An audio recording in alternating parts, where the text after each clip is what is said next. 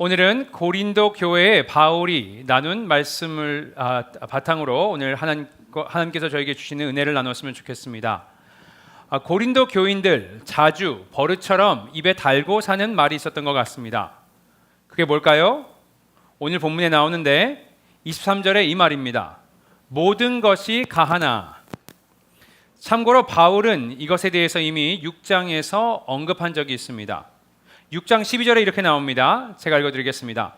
모든 것이 내게 가하나 다 유익한 것이 아니요 모든 것이 내게 가하나 내가 무엇에든지 얽매이지 아니하리라 했습니다.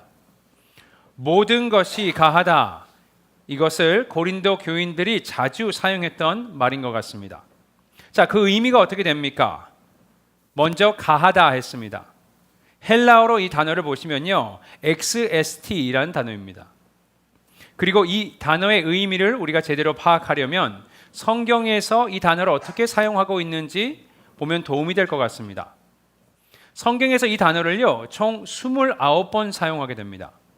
그리고 대부분은 합법적이다 이런 의미로 사용이 됩니다. 자, 합법적이란 건 뭡니까? 법의 테두리 안에 있다.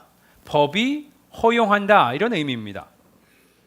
그렇다면 도대체 어떤 법을 이야기하는 것인가 우리가 그런 생각이 들 수 있는데 제가 알려드리면 재미가 없으니까 저희가 함께 살펴보도록 하겠습니다. 먼저 마태복음에 기록된 말씀입니다. 마태복음 12장 10절 함께 읽어보도록 하겠습니다. 시작.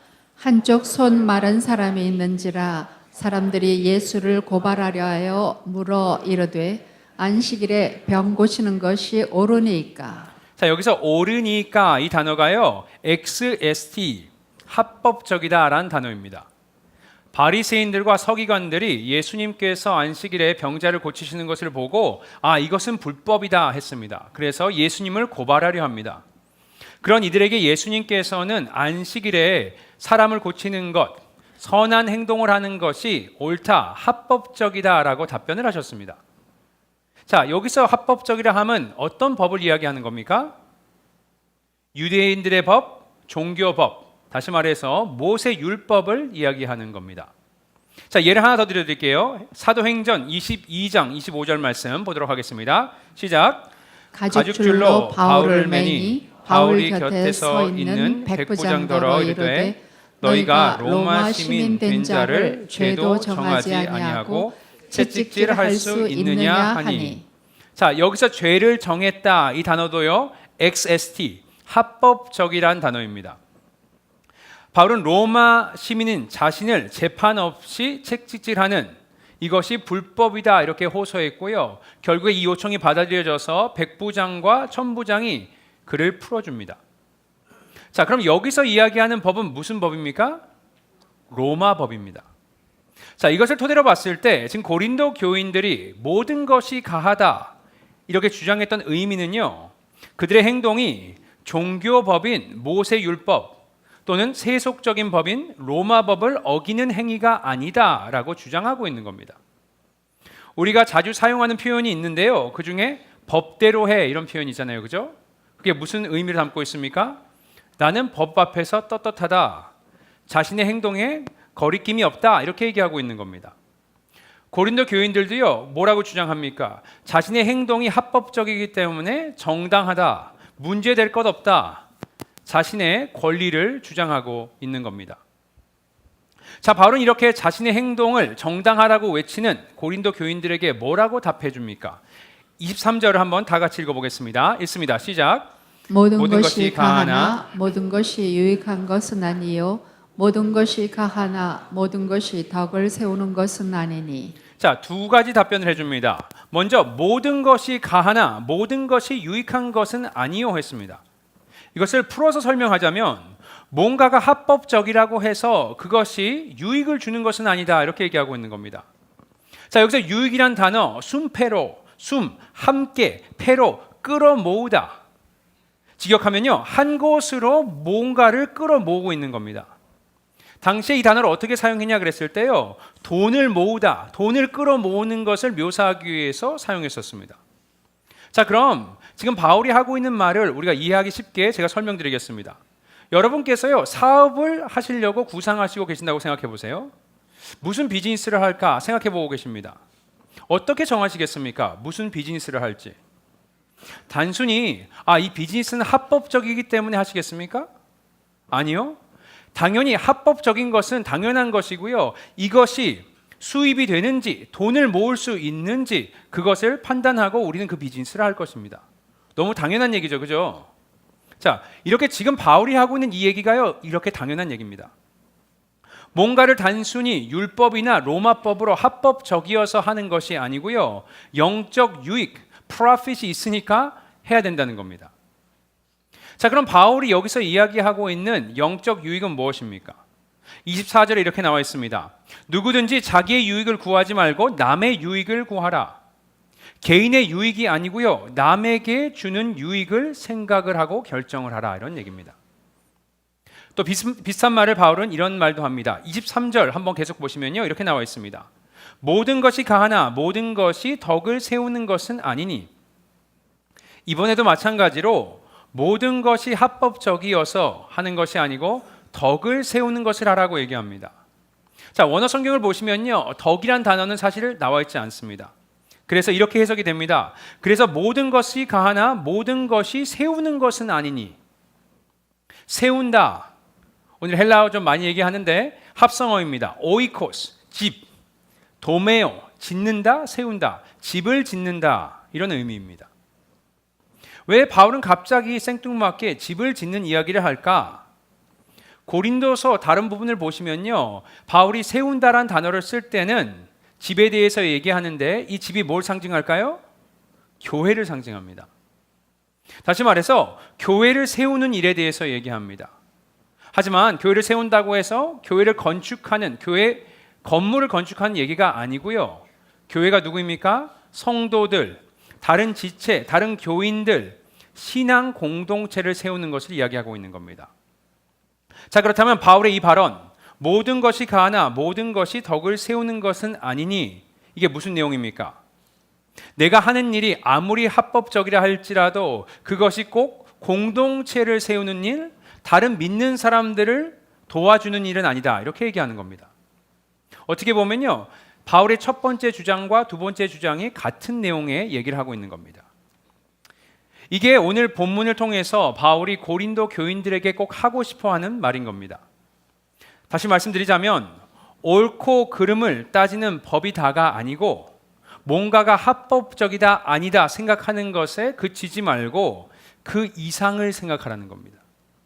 또 법을 통해서 자신의 권리만 주장할 것이 아니고 다른 이들과 공동체에는 어떻게 도움이 되는지를 생각하고 행동하라는 겁니다. 쉽게 말씀드릴까요? 나 자신만을 생각하는 이기적인 행동은 이제 그만하고 다른 사람들도 고려하고 생각하라는 겁니다. 그리고 행동하고 말하라는 겁니다. 자, 여기서 질문이 하나 있습니다. 지금 이런 말을 고린도 교회에게 지금 바울이 하고 있는데 바울의 감정 상태는 어떤 것 같으십니까? 제가 이런 질문을 드린 이유가 있어요. 그건요, 우리가 누군가의 말의 내용을, 그 메시지를 이해하기 위해서는요, 그 내용뿐만 아니고 어떻게 이야기하는지도 이해를 해야지 우리가 그 메시지를 제대로 받아들일 수 있습니다. 자, 예를 하나 들어볼게요. 제가 제 아이의 방을 보니까 엉망진창이에요. 그래서 아이를 부르면서 얘기합니다. 방 정리해. 이렇게 얘기할 수도 있고요. 방 정리해 라고 얘기할 수 있습니다. 제가 어떤 톤으로 말하냐에 따라서요, 그 의미는 굉장히 달라질 수 있다는 겁니다. 그리고 거기에 따른 아이의 반응도 다를 겁니다. 방 청소해 라고 하면 아마 제 생각에는 이렇게 반응할 것 같습니다. Okay, later. 나중에 할게, 나중에. Why? 왜? 이럴 수 있을 것 같아요. 그런데 제가 단호하게 방 청소해 이렇게 하면요, 어떻게 할까요? 아마 바로 가서 방을 청소할 겁니다. 이렇게 말의 내용뿐만 아니고요, 그 분위기, 목소리 톤, 목소리 볼륨, 이것들이 다 우리가 메시지를 이해하기 위해서는 굉장히 중요한 부분입니다. 동의하시죠? 몇 분만 동의하시는데 여러분은 자녀분들한테 이렇게 화를 안 내셔서 전혀 공감을 못 하시는 것 같습니다. 자, 그런데요, 우리는 바울이 지금 말하는 것을 듣고 있는 것이 아니고 그 자리에 있는 것도 아니고 그가 쓴 글을 읽고 있기 때문에 그 분위기를 파악하는 것은 쉽지 않습니다. 그래서 우리가 사용되는 단어, 그 표현이 뭔지를요, 자세히 들여다보고 연구할 필요가 있는 겁니다. 한마디로 노력을 좀 해야 합니다. 자, 바울의 발언을 자세히 분석해 보시면요, 바울의 감정 상태가 어떤지 저희가 알 수 있는 클루가 몇 가지가 있다고 생각합니다. 자, 이것을 염두에 두시고 24절 한번 다시 읽어보도록 하겠습니다. 24절 말씀 있습니다. 시작. 누구든지 자기의 유익을 구하지 말고 남의 유익을 구하라. 자, 여기서 뭐라고 했습니까? 유익을 구하라 했습니다. 그냥 구하고 싶으면 구하고 구하기 싫으면 하지 마, 이런 것이 아니고요. 할 수 있으면 해봐, 노력해봐, 하지만 안 되면 어쩔 수 없어 라고 하는 것이 아니고요. 남의 유익을 구하라, 명령을 하고 있는 겁니다. 무조건 하라는 겁니다. 또 뭐라 그랬습니까? 앞에 수식어가 하나 붙는데 누구든지, 모든 사람이 뭡니까? 예외는 없고요. 모두 다 그렇게 하라는 겁니다. 다른 사람의 유익을 구하라. 자, 이것을 토대로 우리는 뭘 알 수 있습니까? 지금 바울이요, 고린도 교인들에게 전하는 이 말이 나이스하고 가벼운 말이 아닙니다. 지금 분위기가 심각한 거예요. 진지한 겁니다. 바울이 아주 강하게 얘기하고 있는 거예요. 이기적인 나의 중심에서 이제는 타인을 생각하는 공동체를 생각해라. 나의 생각, 언행, 또 행동이 다른 사람에게 어떤 영향력을 끼치는지 염두에 두고 행동하라. 강하게 얘기하고 있는 겁니다. 자, 그럼 우리로 돌아와서 이 말씀을 접하고 있는 여러분과 저는 어떤 태도로 오늘 말씀을 들어야 된다고 생각하십니까? 이 강대상에 제가 아니고요, 바울이 여기 있다면요, 아마 여러분이 그 분위기가 너무 썰렁해서, 그렇죠? 그 분위기가 너무 압도되어 있어서 우리가 심각하게 긴장을 좀 하면서 말씀을 들을 겁니다. 마찬가지로요, 우리도 그렇게 오늘 말씀을 들어야 하는 겁니다. 자, 이렇게 말씀드리면요, 여러분 중 어떤 분들은 이런 의문이 드실 수 있을 것 같아요. 바울이 왜 이렇게 심각할까? 고린도 교인들 사이에 어떤 일이 있었길래 이렇게 심각할까? 이렇게 분위기를 썰렁하게 만들까라고 생각할 수 있습니다. 자, 바울이 이렇게 하는 데는요, 다 이유가 있습니다. 고린도 교회, 문제가 많은 교회였습니다. 그 중에서 가장 어려움을 주는 것이요, 뭡니까? 분열이었습니다. 교회가 갈라졌어요. 조금 자세히 말씀드리겠습니다. 제 생각에는 고린도 교회가 분열된 데는 크게 세 가지 원인이 있다고 생각합니다. 그 중에 첫 번째는요, 각자 선호하는 리더들이 있었습니다. 그리고 그 리더들에 따라서 파가 갈렸어요. 누구는 바울, 교회를 개척한 바울이 좋다 하면서 바울파가 생겼습니다. 바울이 최고야. 어떤 사람들은요, 아볼로가 너무 똑똑하고 설교도 잘하더라, 아볼로파가 생겼습니다. 아니야. 우리는 게바파, 베드로파, 베드로를 따른 사람도 생겼습니다. 아니, 그리스도파까지 생겼습니다. 당연히 다 그리스도를 따라야 하는데 그리스도가 최고야. 당연히 최고죠. 그런데 그것으로 파가 나뉘었습니다. 이렇게요, 각자 좋아하는 리더를 뒤에서 서로를 험담하면서 안 좋은 말들을 하기 시작합니다. 이렇게 교회 안에 분열이 생겼고요. 또 은사를 어떻게 사용해야 하는가, 이것 때문에도 분열이 생겼습니다. 여러분, 은사는 좋은 것일까요? 아닐까요? 당연히 좋은 것이죠. 성령 하나님께서 사람들에게 주신 선물이니까 좋은 겁니다. 선한 겁니다. 귀한 겁니다. 하지만 그 좋은 것도 무분별하게, 분별이 없이, 사랑 없이, 또 배려 없이, 질서 없이 사용을 하니까 어떤 일이 벌어집니까? 서로를 미워하게 되고요, 또 거기에서 분열이 생긴 겁니다. 그리고 고린도 교인들 사이에서 문제가 생긴 한 가지 이유가 더 있습니다. 그게 오늘 본문에 나와 있는 이유입니다. 자, 어떤 내용입니까? 내용이 25절부터 29절까지 기록되어 있는데요, 바로 음식 때문에 그렇습니다. 조금 더 자세히 말씀드리자면 이 음식은요, 우상에게 바친 음식, 다시 말해서 우상 제사에서 사용됐던 고기에 관한 질문입니다. 이것 때문에 고린도 교인들 사이에서 분열이 생겼습니다. 왜 그렇습니까? 교인 중 어떤 사람들은요, 특히 이방인들은 우상 숭배에 사용된 고기를 먹을 수 있다라고 주장했습니다. 왜 그렇습니까? 그들은 이방인으로 자라면서 늘 먹었던 거예요. 크게 반감이 없는 겁니다. 그래서 음식이 다 똑같은 음식이지 왜 이걸 우리를 못 먹게 하는데 하면서 먹겠다고 주장을 했고요.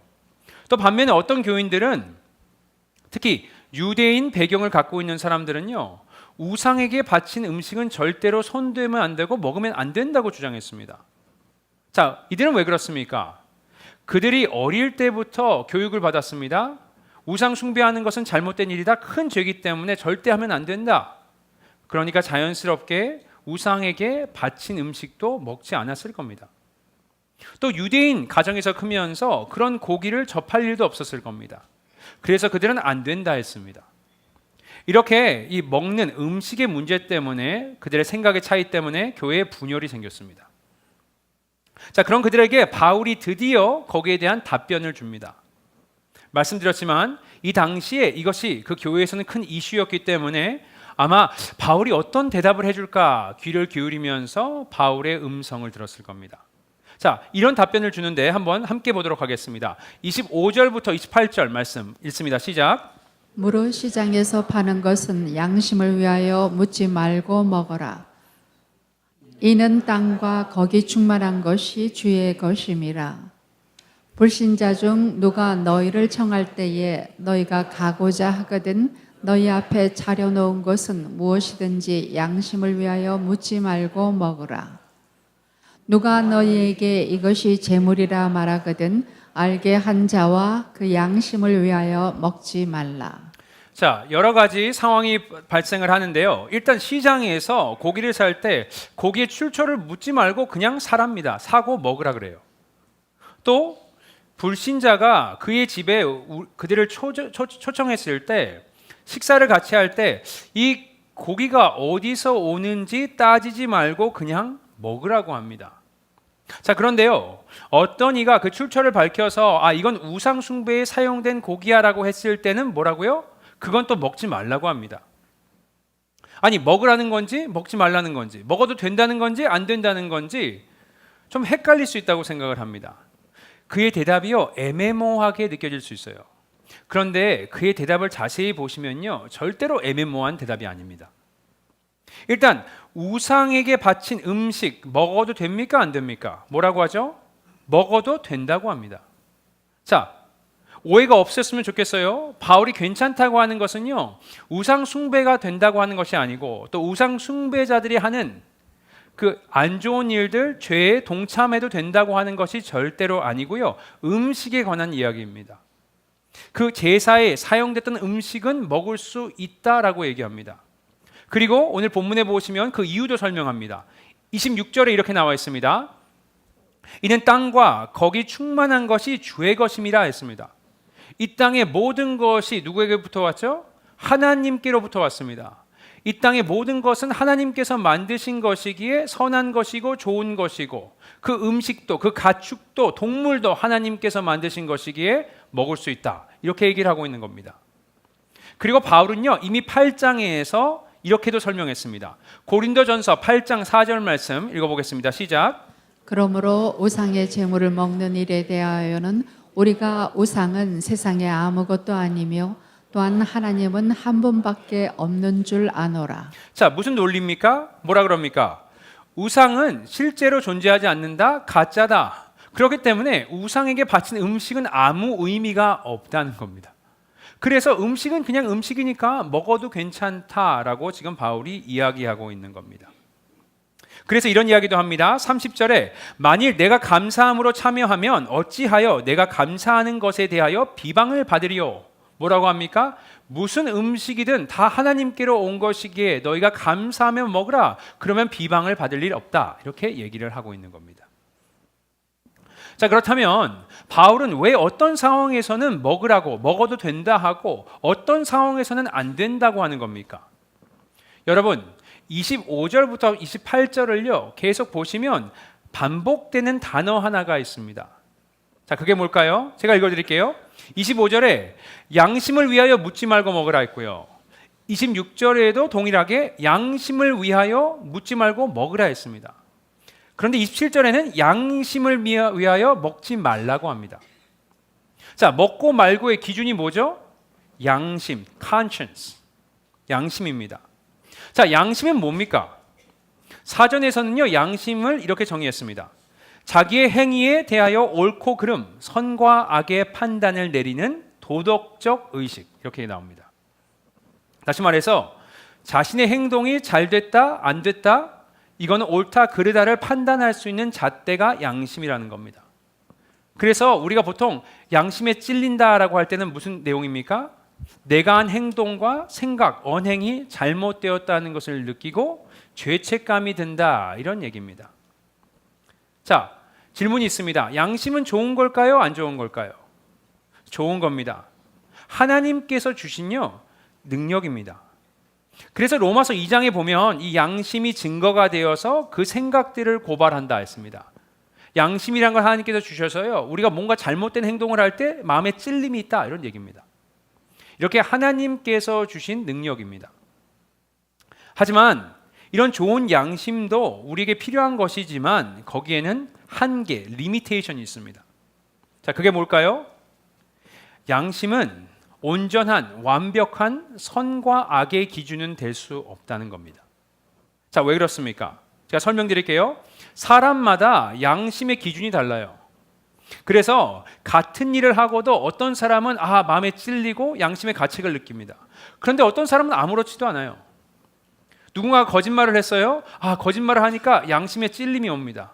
이러면 안 되겠구나 라고 생각이 들어요. 그 사람의 양심의 잣대로는 그게 잘못된 겁니다. 그런데 어떤 사람은 더 심한 거짓말을 해도요, 아무 감정의 변화가 없습니다. 이렇게 양심이란 것은 우리 모두가 가지고 있지만 그 잣대, 그 기준은요 다 다르다는 겁니다. 그게 어떻게 보면 이 양심이 갖고 있는 한계입니다. 자, 그렇다면 나의 양심의 기준과 여러분의 양심의 기준이 다르다면 그럼 우리가 해야 될 질문은 이겁니다. 지금 바울이 이 본문에서 이야기하고 있는 그 양심은 누구의 양심을 이야기하는 것인가? 자, 바울이 이렇게 대답합니다. 29절 말씀 읽어보겠습니다. 시작. 내가 말한 양심은 너희의 것이 아니요 남의 것이니 어찌하여 내 자유가 남의 양심으로 말미암아 판단을 받으리요. 자, 누구의 양심입니까? 그들의 양심이 아니고요, 다른 사람들의 양심이라 그랬습니다. 이게 무슨 말인가? 만약에 내가 생각했을 때 옳은 일, 해도 되는 일, 내 양심에는 오케이, 괜찮은 일을 하더라도 다른 이들에게 양심의 가책을 느끼게 하고 불편한 일이면요, 뭐라고요? 굳이 그 행동하지 말라는 겁니다. 네, 우상에게 바친 제물 먹을 수 있다 그랬습니까? 못 먹는다 그랬습니까? 먹을 수 있다 그랬습니다. 왜죠? 제물을 포함한 모든 것은요, 하나님께서 만드신 것이고 또 우상 자체는 존재하지 않기 때문에 아무 의미가 없다 그랬습니다. 그래서 음식은 음식이기에 먹을 수 있습니다. 먹어도 아무 문제가 되지 않아요. 그런데 그것이 다른 이들에게 걸림돌이 된다면, 특히 믿음이 약한 자들에게 걸림돌이 된다면 굳이 하지 말라는 겁니다. 굳이 먹지 말아라, 이렇게 얘기하고 있는 겁니다. 그리고 바울은요, 지금 한 이 모든 얘기를 이 한마디로 종결을 짓습니다. 31절 함께 읽어보겠습니다. 시작. 그런즉 너희가 먹든지 마시든지 무엇을 하든지 다 하나님의 영광을 위하여 하라. 뭘 하든지 하나님의 영광을 위해서 하랍니다. 저는 이 말씀을 묵상하면서요, 이렇게 이 말씀을 들었습니다. 너희의 질문을 바꿔라. 그리스도인으로서 조금 더 수준 있는 성숙한 질문을 하라는 겁니다. 그냥 뭐가 옳은지 그른지 선과 악만 이야기할 것이 아니고요, 거기서 그치는 것이 아니고 이것이 하나님께 영광이 되는지를 질문하라는 겁니다. 뭔가가 옳고 그른지를 질문을 하지 않으면요, 무슨 일이 벌어집니까? 그건 세속주의입니다. 하나님이 없는 그런 삶을 살게 될 겁니다. 당연히 옳고 그름을 따져야 합니다. 하지만 이 질문에서 우리가 머무른다면 이건 그냥 율법주의와 다를 것이 없습니다. 한 단계를 더 나아가서 뭡니까? 더 성숙한 질문, 이것이 하나님께 영광이 되는지를 질문하라 하시는 겁니다. 자, 그럼 하나님께 영광이 된다, 도대체 무슨 말을 하는 걸까요? 바울이요, 오늘 본문에서 어떤 것이 하나님의 영광을 위해 사는 것인지에 대해서 알려줍니다. 자, 24절 읽었었는데 이런 내용이었습니다. 누구든지 자기의 유익을 구하지 말고 남의 유익을 구하라. 나를 위해서 나의 유익만을 보고 이기적이게 살아가는 것이 아니고 다른 사람에게 유익이 될 것을 생각하고 염두하며 살아가는 것이 하나님께 영광을 돌리는 삶이라고 얘기하고 있는 겁니다. 조금 더 구체적으로 말씀드릴까요? 이미 설교 초반에서 말씀드렸지만 이것이 다른 믿는 사람들에게 어떤 도움이 되는지 생각하고 행동하라는 겁니다. 내가 생각했을 때 찔림이 없어요? 옳다고 생각합니다. 아무리 그럴지라도 다른 믿는 사람들, 특히 믿음이 연약한 사람들에게 걸림돌이 된다면 하지 말라는 겁니다. 오라도 자제하라는 겁니다. 그래서 고린도전서 8장 9절에서 바울이 이렇게 얘기합니다. 그런즉 너희의 자유가 믿음이 약한 자들에게 걸려 넘어지게 하는 것이 되지 않도록 조심하라 했습니다. 자, 계속 읽어보시면요, 바울이 뭐라고 하신 줄 아십니까? 8장에서 만일 음식이 형제를 실족하게 한다면 이렇게 얘기합니다. 나는 영원히 고기를 먹지 않으리라 합니다. 옳고 그름의 문제가 아니고요, 뭐가 덕이 되는지, 다른 믿는 사람들을 어떻게 세워줄지, 교회를 세우는 것을 늘 염두하고 살아가라는 겁니다. 또 이렇게도 얘기합니다. 33절 말씀 읽어보겠습니다. 시작.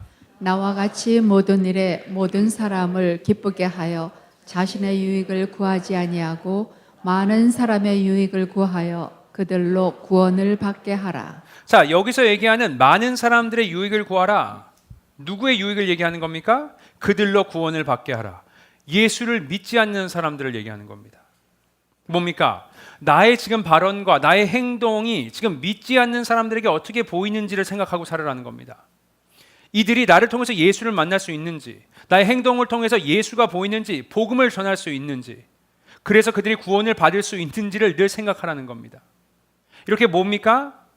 그냥 옳고 그른 것만 따지는 것이 아니고, 나만 생각할 것이 아니고 다른 믿는 사람들은 어떤지, 또 믿지 않는 사람은 나의 행동과 발언을 통해서 어떤 것을 보고 배우는지를 염두에 두라, 이런 얘기입니다.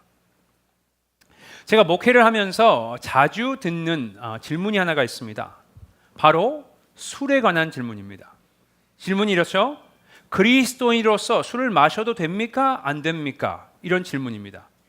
여러분도 그런 질문을 저한테 하고 싶은 분이 있으셨을 것 같은데 제가 답을 드리겠습니다. 어떻게 보면 이 질문은 지금 고린도 교인들이 합법적이다 이렇게 얘기하는 것과 크게 다르지 않습니다. 거기에 대한 저의 답변은 이렇습니다. 물론 술에 취하는 것은 죄라고 성경에 기록되어 있습니다. 하지만 술 마시는 것 자체는요, 죄는 아닙니다. 제가 그 이유로 저 요한복음 2장 말씀을 나누곤 하는데, 거기에 보시면 가나의 혼례 잔치가 나옵니다. 예수님께서 뭘 하시죠? 물을 포도주로 바꾸십니다.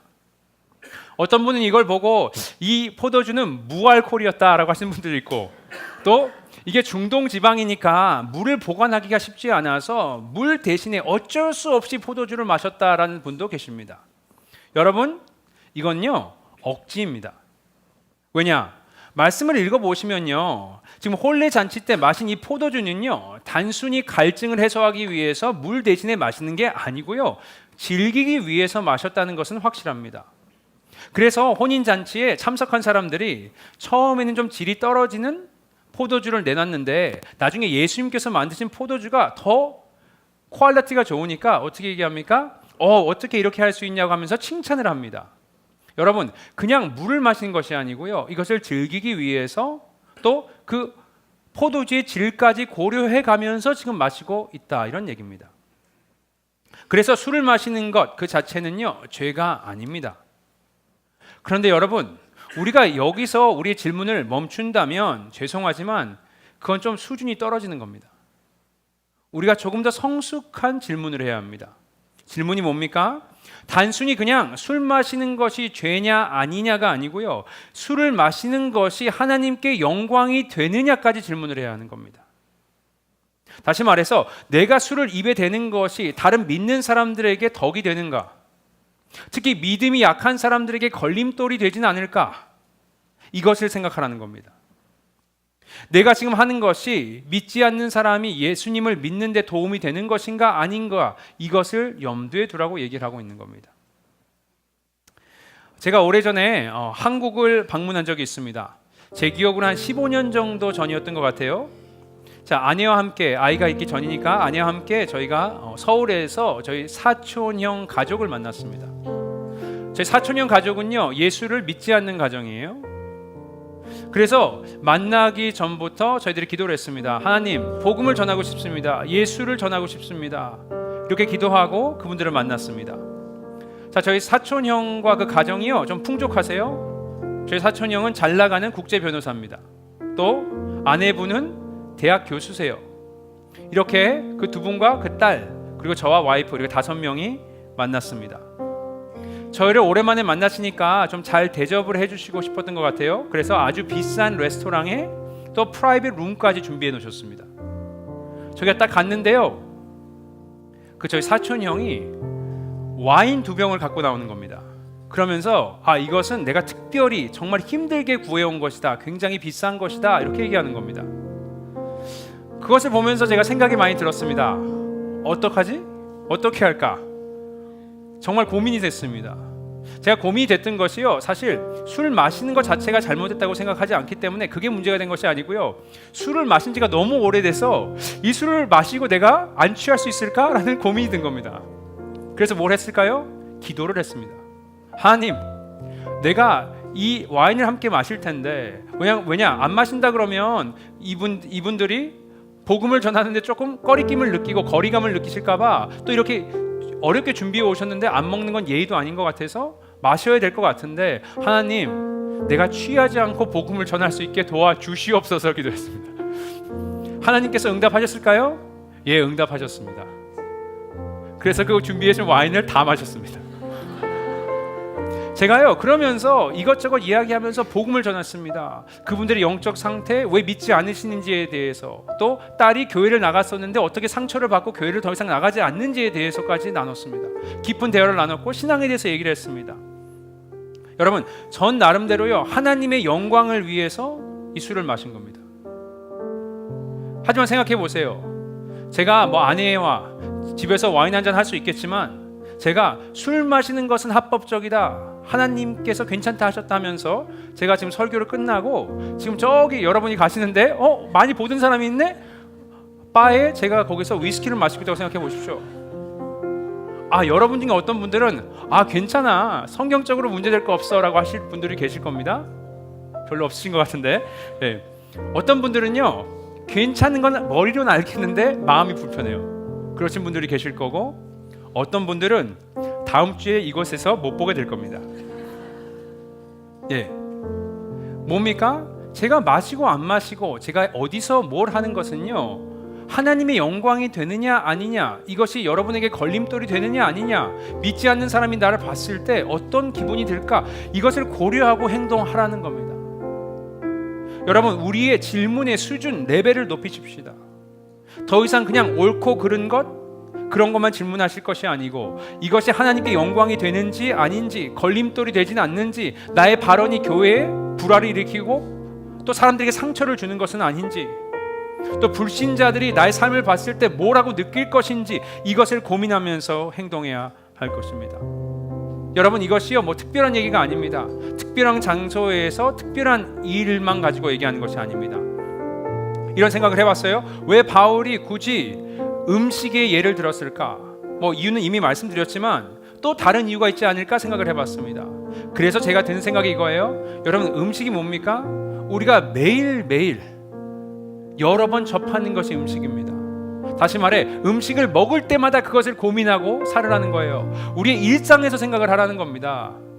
그래서 이런 표현도 쓰지 않습니까? 뭐를 밥 먹듯이 한다 그러잖아요. 그죠? 그만큼 자주 하는 것이요, 밥을 먹는 것입니다.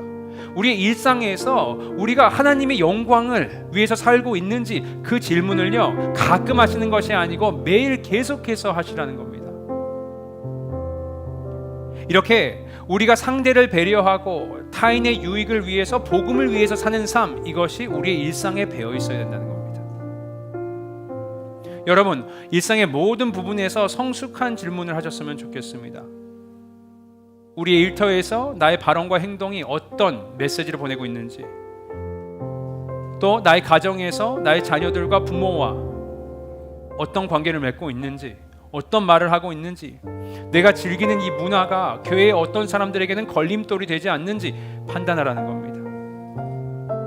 자, 이런 말씀을 들으면요, 여러분, 저번 주도 말씀드렸지만 어떤 사람이 떠올라요. 그래, 그 사람은 그렇게 하면 안 되는데. 여러분, 만약에 그게 여러분 생각에 드시면요, 죄송하지만 오늘 설교의 포인트를 잡지를 못하시는 겁니다. 뭡니까? 다른 이들을 생각하라 그랬잖아요. 다른 이들이 잘못한 것을 생각하는 것이 아니고요, 여러분의 잘못된 것, 여러분이 변해야 할 부분을 생각하라는 겁니다.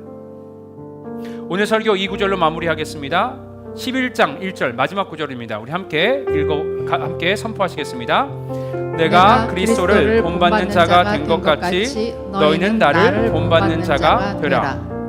바울처럼 예수님을 본받으시라 했습니다. 예수님 어떤 분이십니까? 이기적과는요 거리가 머신 분입니다. 그분이 편한 것, 그분이 좋아하시는 것, 그분을 위해서 삶을 사시지 않았고요, 이 땅에 우리와 함께 오셨습니다. 그리고 우리의 구원을 위해서요, 그분의 권리, 자유 다 내려놓으셨습니다. 옳고 그른 것을 따지신 것이 아니고요, 우리를 위해서 그 일을 하셨습니다. 여러분, 제가 오늘 예배 준비하면서 뒤에서 같이 기도하는데요, 나눈 말이 하나가 있습니다. 예수님께서 이 땅에 오셔서 얼마나 불편하셨을까. 여러분도 같은 교인들 있잖아요, 그죠? 라이프 그룹에 가시면 좀 불편하신 분들도 있고 그렇잖아요, 그죠? 전혀 미동이신데, 있으실 수 있습니다.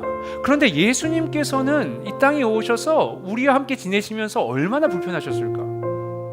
그분은 의로우신 분입니다. 죄인들과 함께 동고동락하면서 어떤 마음이 계셨을까. 여러분, 이게 예수 그리스도를 닮아간 바울의 얘기입니다. 우리가 공동체를 위해서, 다른 이들을 위해서요, 옳고 그름을 따지기 전에 뭡니까? 그 다음 레벨로 넘어가서 우리가 하나님 앞에서요, 영광이 되는지 안 되는지를 생각해야 할 것입니다. 이렇게 낮아지신 예수님을 본받아서 더 낮아지시고 또 그렇게 하나님께 영광을 돌리시는 삶을 추구하시며 사시는 저 여러분 되시기를 예수님의 이름으로 축복드립니다. 이 시간 함께 묵상하며 주님 앞에 나아가겠습니다. 나의 삶과 나의 언어, 나의 행동에는 예수 그리스도가 드러나고 있는지, 나는 하나님의 영광을 위해서 살고 있는지, 나의 삶과 행동이 일터에서, 나의 가정에서 예수 그리스도를 드러내며 믿지 않는 자가 예수 그리스도에 대해서 궁금하게 하는 삶을 살고 있는지, 우리 시간 함께 묵상하시면서 생각해 보시기를 바랍니다.